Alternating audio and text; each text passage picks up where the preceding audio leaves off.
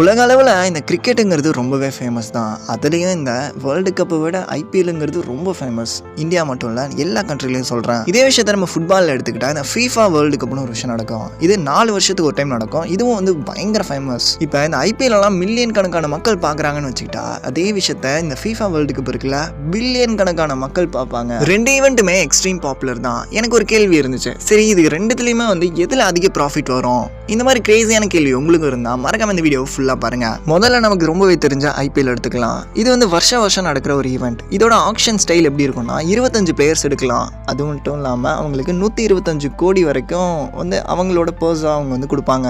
இந்த ஐபிஎல் என்னதான் வருஷம் நடந்தாலும் இதோட ஃபீவர் குறையவே குறையாது. அதனாலே வந்து நிறைய ஸ்பான்சர்ஷிப், அது மட்டும் இல்லாமல் அதோட டெலிகாஸ்டுக்கான அந்த பணம், இதை சேர்த்தே வந்து நிறையவே பணம் இந்த ஐபிஎலுக்கு ஒரு வருஷத்தில் மட்டும் கிடைக்கும். நான் வந்து ஒரு அப்ராக்சிமேட்டான ஒரு டீட்டெயில் தான் எடுத்திருக்கேன். கிட்டத்தட்ட 12,000 கோடி வந்து ஒரு வருஷத்துல மட்டும் ஐபிஎலோட ரெவென்யூ மட்டும் கிடைக்குதுன்னு சொல்லியிருக்காங்க. இதுல இந்த பிளேயர்ஸ்க்கான சம்பளமே வந்து கிட்டத்தட்ட ஒரு 17% வந்து போயிடும். சரி, இந்த 17% தவிர்த்துட்டு நம்ம பார்த்தா இந்த ஐபிஎலோட ரெவென்யூ பர் இயர் வந்து ரொம்பவே அதிகம். சரி, இப்போ அப்படியே ஃபுட்பாலுக்கு வரலாம். இந்த வேர்ல்டு கப் பொறுத்த வரைக்கும் வருஷம் நடக்கிற ஒரு ஈவெண்ட் கிடையாது. 4 வருஷத்துக்கு ஒரு டைம் நடக்கிற ஃபீஃபா வேர்ல்டு கப். இதுல என்னதான் மிகப்பெரிய நிறைய நாடுகள் போட்டி போட்டாலும் இதுல வெறும் 48 டீம்ஸால மட்டும்தான் குவாலிஃபை ஆக முடியும். அது மட்டும் இல்லாமல் இந்த உலகத்தில் அதிக மக்களால் பார்க்கப்படுற ஒரு ஸ்போர்ட் ஈவெண்ட்டுங்கிற பேரும் இதுக்கு தான் இருக்கு.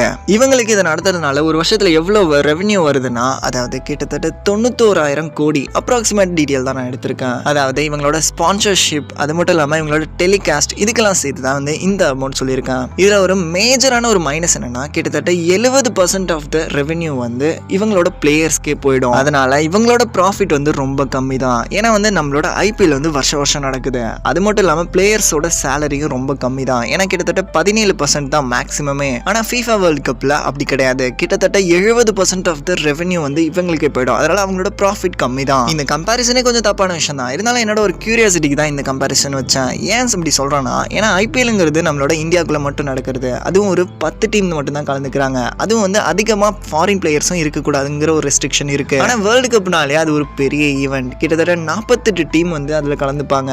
அதுவும் 100 டீமுக்கு மேலே வந்து போட்டி போட்டு அந்த 48 பிளேஸ்க்குள்ளே வரணும். ஓகே ஃப்ரெண்ட்ஸ், என்ன மாதிரி கிரேசியான விஷயம் உங்களுக்கு பிடிக்குன்னா இந்த சேனலை மறக்காம சப்ஸ்கிரைப் பண்ணிடுங்க. அடுத்து ஒரு சூப்பரான வீடியோ பார்க்கலாம்.